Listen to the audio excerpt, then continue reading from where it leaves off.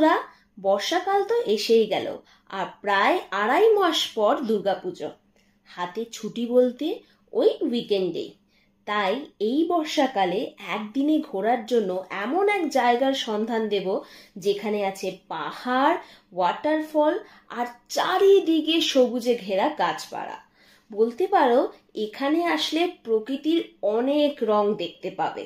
মাত্র 2000 টাকার থেকে 3000 টাকার মধ্যে এই জায়গা থেকে ঘুরে আসতে পারবে। সামনে দুর্গাপুজো বলে একটু কম খরচে ঘোরার কথা ভাবছিলাম, আর ঠিক সেই সময় এই জায়গাটার কথা মাথায় এলো। আসলে বাবা অনেক বছর আগে এখানে কাজের সূত্রে এসেছিল, তবে আমার আর মার কিন্তু আসা হয়নি। তাই আমি আর মা প্রথমবার চলে গেলাম এই জায়গাটাতে। হ্যালো, আমি Esha, welcome to my blog confused wanderlust C7। সকাল 6:05 মধ্যে হাওড়া থেকে 12019 হাওড়া টু রাঁচি শতাব্দী এক্সপ্রেস ছেড়ে দেয়। তবে আমরা কিন্তু রাঁচি যাচ্ছি না, আমরা যাচ্ছি ধানবাদ। একদম রাইট টাইমে ট্রেনটা ছেড়ে দিল। হাওড়া থেকে ধানবাদ যদি খুব কম খরচে ট্রেনে যেতে চাও তাহলে আমি বলবো ব্ল্যাক ডায়মন্ড এক্সপ্রেসে যেও, যেটা 135 টাকায় তোমাকে ধানবাদ পৌঁছে দেবে। টাইমিং হচ্ছে হাওড়া থেকে ছাড়বে সকাল 6:15, ধানবাদে পৌঁছাবে হচ্ছে সকাল 11:20। দুর্গাপুর স্টেশন চলে যেতেই আমাদের চা ব্রেকফাস্ট দিয়ে দিল। ব্রেকফাস্ট বেশ ভালোই ছিল, ফ্রেশ ছিল খাবারগুলো। ধানবাদ স্টেশনের আগে 3টে স্টেশন পড়ে, দুর্গাপুর, রানীগঞ্জ আর আসানসোল। আর এই ছিল আমাদের কোচ। বেশ পরিষ্কার পরিচ্ছন্ন ছিল, বারবার এসে পরিষ্কার করে যাচ্ছিল। বাথরুমটাও কিন্তু ভালোই পরিষ্কারই ছিল, তো ওভারঅল কমফোর্টেবল ছিল। ঠিক 9:25 মধ্যে ধানবাদ পৌঁছে গেলাম। কলকাতা থেকে ধানবাদ আসতে 3 থেকে 3.5 ঘন্টা ওভারঅল লাগবে।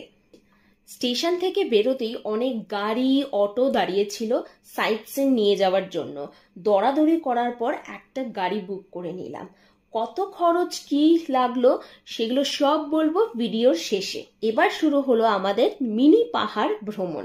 তোমরা কি জানো ধানবাদ কয়লার শহর নামে পরিচিত? যাই হোক, গাড়িতে তো উঠে গেছি। এবার প্রথম যে স্পটে যাব সেটা হলো উশ্রী ফল, ধানবাদ শহর থেকে মাত্র 13 কিলোমিটার দূরে।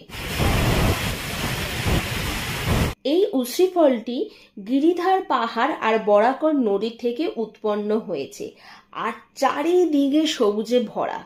শুধুমাত্র ভিডিও বা রিলের মাধ্যমে নয়, আমি তো বলবো নিজের চোখে এসে একবার দেখে যাও। আর যারা যারা এখানে অলরেডি এসেছো তোমরা কমেন্টে জানাও কেমন লেগেছে তোমাদের এই উশ্রী ফল। জানো এই ওয়াটারফলের নামকরণ উশ্রী শব্দ থেকে হয়েছে, যার মানে হলো ধ্বনি, মানে শব্দ, কারণ জলের শব্দ এমনই গর্জন করে। এরপর গেলাম তোপচাঁচি লেক। ঘন জঙ্গলের মধ্যে দিয়ে গেলাম। উশ্রীফল থেকে তোপচাঁচি লেক যেতে 65 কিলোমিটারের মতন পড়ে। উশ্রীফল থেকে তোপচাঁচি লেক যাওয়ার পথে আর এই তোপচাঁচি লেক পৌঁছানোর পর মনে হবে যেন ঝাড়খণ্ড নয় ডুয়ার্সে চলে এসেছি। সত্যি চারিদিকে পরিবেশটা এমন, পুরো আমার মনে হচ্ছে যেন এটা একটা মিনি ডুয়ার্স। চারিদিকে পাহাড়ে ঘেরা এই লেকটি একদম পোস্টকার্ডের মতন সুন্দর। তোমরা জানো এই লেকটি তৈরি হয়েছিল ব্রিটিশ আমলে, মূলত ধানবাদ শহরে জল সরবরাহের জন্য। এটা কিন্তু পারশনাথ পাহাড়েরই একটা অংশ। তোপচাঁচি লেকে কিছুক্ষণ ঘোরাঘুরির পর ওখানেই সামনে একটা চায়ের দোকান ছিল, সেখান থেকে আমি, মা আর যিনি ড্রাইভ করছিলেন ওই দাদা চা খেলাম। তারপরেই ওখানে সামনে একটা সিঁড়ি ঠিক না, পাথর দিয়ে দেখলাম একটা মন্দির আছে। তাই আমি আর মা দুজনেই উঠে গেলাম উপরে। গিয়ে দেখি ওখানে একটা হনুমানজির মন্দির। আর সত্যি কথা বলতে কি সেই মন্দির থেকে তোপচাঁচি লেকের ভিউটা হচ্ছে জাস্ট অসাধারণ ছিল। তোপচাঁচি লেক থেকে এরপরে যেখানে যাব সেটি মা দুর্গার একটি বিশেষ মন্দির। যাওয়ার পথে একটা জায়গায় একটু দাঁড়িয়ে লাঞ্চ করে ফেললাম। আসলে বেলা তখন প্রায় 1:30 কি 2 বাজতে চললো। সকালে আর কিছু খাইনি, ওই ট্রেনে যে ব্রেকফাস্ট দিয়েছিল তাই একটু খিদেও পাচ্ছিল। মা উপোস ছিল বলে কিছু খায়নি, তবে আমি খেয়েছিলাম। এই রেস্টুরেন্টের অ্যাম্বিয়েন্স আর খাওয়ার কোয়ালিটিটা কিন্তু বেশ ভালো। লাঞ্চ সেরে এরপর গেলাম শক্তি মন্দির। তোপচাঁচি লেক থেকে শক্তি মন্দির যেতে প্রায় 38 কিলোমিটারের মতন পড়ে। ধানবাদ শহরের একদম মুখে বিরাজ করেন এই মন্দিরটি। শুনেছি এই মন্দিরে মা দুর্গার এক শক্তিশালী রূপ আছে। মা দুর্গার যে মূর্তি আছে, ওখানকার লোকালরা বলে নাকি এই মূর্তিতে নাকি মা কালী, লক্ষ্মী আর সরস্বতীর সম্মিলিত শক্তি বিরাজ করে। এই মন্দিরের সবচেয়ে পবিত্র অংশ হলো অখণ্ড জ্যোতি। বিশ্বাস করা হয় এই জ্যোতি নাকি অযোধ্যা থেকে আনা হয়েছিল, আর এর আলো কখনোই নেবে না। এমনকি এই মন্দিরে মাকে ডাকা মাত্রই বিপদ নাকি কেটে যায়। তবে আমাদের ভাগ্য খুব একটা ভালো ছিল না। আমরা যতক্ষণে পৌঁছেছিলাম ওই 3টের সময়, ওই সময় মায়ের মন্দির বন্ধ ছিল। বাইরেটা ছিল না, কিন্তু মেন যে মন্দিরটা ছিল যেখানে মা আছেন ওখানটা বন্ধ ছিল। শুনেছি বেশিক্ষণ না, ওই 1 ঘন্টা কি আধ ঘন্টার মতন মন্দিরটা বন্ধ করা হয়। এবার পালা দিনের শেষের গন্তব্যে ভাটিন্দা ফলস। ধানবাদ শহর থেকে মাত্র 18 কিলোমিটার দূরে এই ফলসটি। আমরা যেদিন গেছিলাম সেদিন কিন্তু অতটা ভিড় ছিল না, তাই দূর থেকে ঝর্ণার শব্দ শুনতে পেয়েছিলাম। জানো তোমরা, ভাটিন্দা ওয়াটারফলস তৈরি হয়েছে দামোদর বেসিনের একটি ক্ষুদ্র শাখা নদী থেকে। আর এই এলাকাটা নাকি ছোটানাগপুর প্ল্যাটোর একটি অংশ। এখানে আসার পর পরিবেশটা এত শান্ত আর মনোরম ছিল, বেশ ভাল লেগেছে। তোমরা কি জলের শব্দ শুনতে পেলে? অবশেষে আমাদের ধানবাদের ডে ট্রিপ তো প্রায় শেষ। ভাটিন্দা ওয়াটারফলস দেখতে দেখতে প্রায় 5টা বেজেই গেছিল। তোমরা যারা দিনের দিন ধানবাদ ঘুরে সেদিনকেই কলকাতা ফেরত যেতে চাও, তাহলে বলে রাখি বিকেলবেলা 4:20 নাগাদ ব্ল্যাক ডায়মন্ড ট্রেন, 5:20 নাগাদ শতাব্দী এক্সপ্রেস আর 6:20 নাগাদ বন্দে ভারত এক্সপ্রেস ট্রেন ছাড়ে। তবে আমি বলবো ঘুরতে একটু টাইম লাগে বলে সেক্ষেত্রে তোমরা বন্দে ভারতটাই নেওয়া প্রেফার হবে।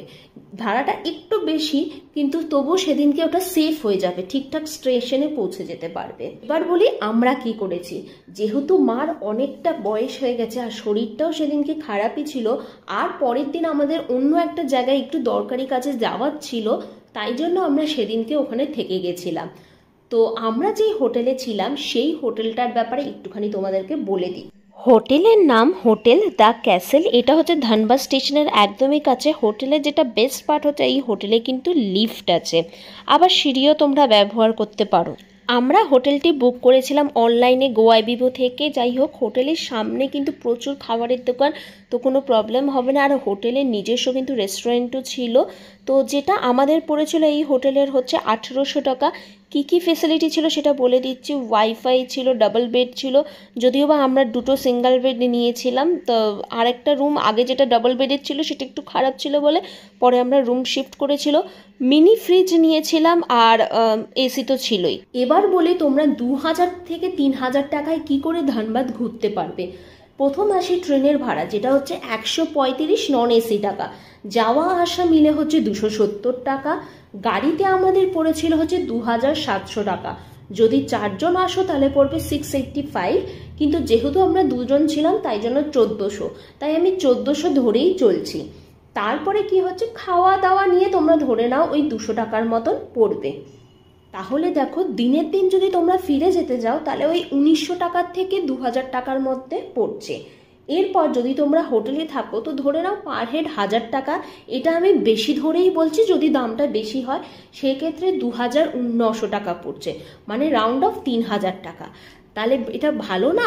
কম খরচে ঘোরার জন্য এটা পারফেক্ট ডেস্টিনেশন আমার কাছে। ভিডিওটা যদি ভালো লেগে থাকে তাহলে একটা লাইক করে দাও, শেয়ার করে দাও আর সাবস্ক্রাইব করে দাও। আর হ্যাঁ, আরও 2টো এরকম উইকেন্ড ডেস্টিনেশন নিয়ে আসছি পরের সপ্তাহে।